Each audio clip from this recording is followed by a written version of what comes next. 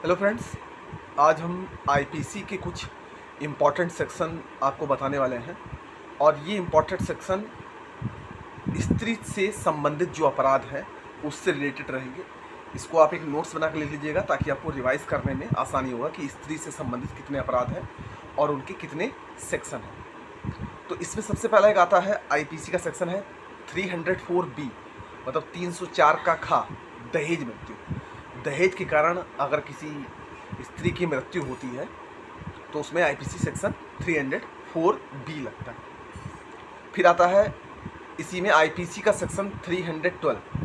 312 क्या होता है कि स्वेच्छा से गर्भपात कराना। अगर कोई स्वेच्छा से अबॉर्शन करवाता है तो वो आईपीसी 312 के तहत अपराध माना जाता है। फिर इसी में आता है 313, स्त्री की सम्मति के बिना गर्भपात कराना। मतलब उसकी इच्छा के बिना पर अगर गर्भपात कराया जाए तो ये भी एक अपराध माना जाता है, जिसमें 10 साल की सज़ा या जुर्माना या दोनों से दंडित किया जा सकता है। फिर इसमें आता है 326A। 326A से याद रखिएगा एसिड अटैक। अगर एसिड अटैक से किसी स्त्री का चेहरा खराब होता है या मृत्यु हो जाती है तो वो आईपीसी 326A के तहत उसको अपराध माना गया है। फिर आता है 354। तो 354 क्या है? स्त्री की लज्जा भंग के आशय से हमला या आपराधिक भंग, ये 354 के तहत अपराध माना गया। ठीक। फिर आता है 354B। अगर कोई स्त्री को विवस्त्र करने का प्रयास करता है, उसके कपड़े उतारने का कोशिश करता, प्रयास करता है, तो उसको 354B के तहत अपराध माना गया। ये आईपीसी के सेक्शन। फिर आता है 354C। सी से याद रखिएगा छिपकर। तो कोई अगर स्त्री को छिपकर देखता है तो ये भी एक तरह का अपराध माना जाता है, जो हमारे भारतीय दंड संहिता आईपीसी के सेक्शन 354 के सी में गया है। फिर आता है आईपीसी का 354D। 354D कहता है स्त्री का पीछा करना।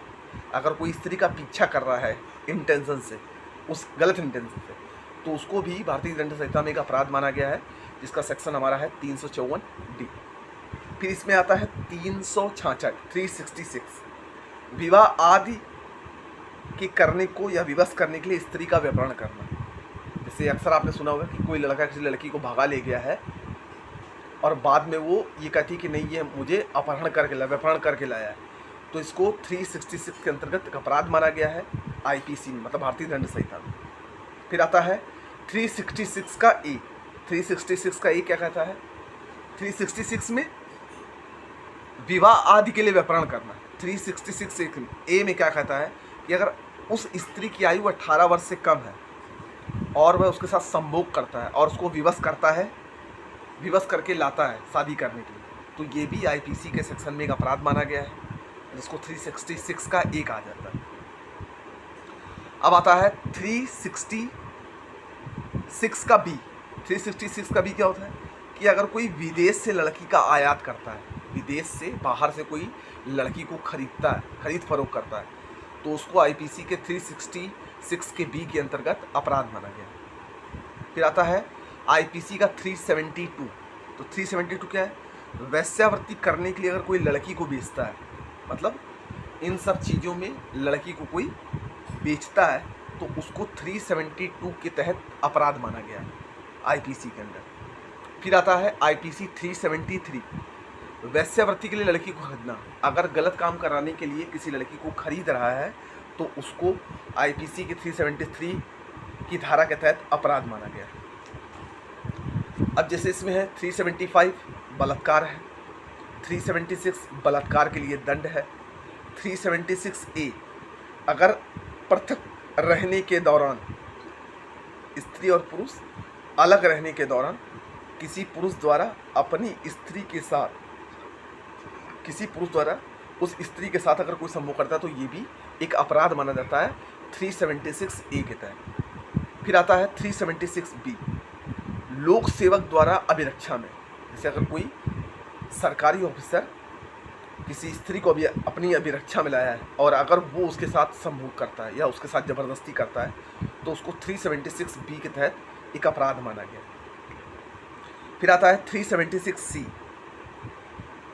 जेल प्रति प्रेषक गृह में स्त्री के साथ संभोग करना। मतलब मान लीजिए कोई किसी स्त्री को जेल में बंद किया गया है और उस समय उस स्त्री के साथ कोई संभोग करता है या उसको विवश करता है तो वो 376C के अंतर्गत अपराध माना गया। ठीक है, फिर आता है 377 प्रकृति विरुद्ध अपराध। अननेचुरल तरीके से अगर कोई अपराध करता है स्त्री के साथ तो उसको सेक्शन 377 के तहत अपराध माना गया। 376D और B में क्या है कि अगर वही स्त्री 12 वर्ष से कम है तो उस स्थिति में उस अपराधी को मृत्युदंड से दंडित किया जा सकता है। ठीक, अब इसमें हम अगला बताते हैं आपको। इसमें अगला है आईपीसी का सेक्शन है 493। 493 क्या करता है? विधि पूर्वक विवाह धोखे से करके संबंध बनाना। अगर कोई धोखे से विवाह करके अगर संबंध बनाता है, झूठ बोल के शादी करके संबंध बनाता है तो उसको आईपीसी के सेक्शन 493 के तहत अपराध माना गया। फिर आता है आईपीसी का 494 पति पत्नी के जीवन काल में दूसरा विवाह न करना। अगर कोई पति अपने जीवन काल में पहली पत्नी के रहते अगर कोई दूसरा विवाह करता है, दूसरी शादी करता है तो उसको आईपीसी के सेक्शन 494 के तहत अपराध माना गया। अब आता है आईपीसी का 498A किसी स्त्री के पति और उसके नातेदार द्वारा क्रूरता। अगर किसी स्त्री पर उसके पति या उसके रिलेशन द्वारा उस पर क्रूएल्टी की जाती है तो उसको आईपीसी के 495 के तहत अपराध माना गया। फिर आता है 498A के तहत अपराध माना गया। ठीक है, 495 क्या है? दूसरे विवाह के दौरान पहले विवाह को छिपाना। अगर मान लीजिए किसी व्यक्ति ने अपनी पहली शादी को छुपा के दूसरी शादी कर तो ये सेक्शन 495 के तहत एक अपराध माना गया है आईपीसी के सेक्शन। अब आता है आईपीसी का सेक्शन 509। 509 क्या कहता है कि शब्द विच्छेद अंग कार्य जो किसी स्त्री की लज्जा का अनादर करे। मतलब कोई अगर स्त्री अगर रास्ते पे जा रही है उसको टीका टिप्पणी करना है या उसकी लज्जा को भंग करता है तो सेक्शन 509 के तहत ये एक अपराध माना गया है। ठीक है, तो ये स्त्री से संबंधित रिलेटेड अपराध थे। मैं उम्मीद करता हूँ कि ये आपको वीडियो जैसा भी लगे आप कमेंट में ज़रूर बताइएगा। मिलते हैं हम नेक्स्ट वीडियो में।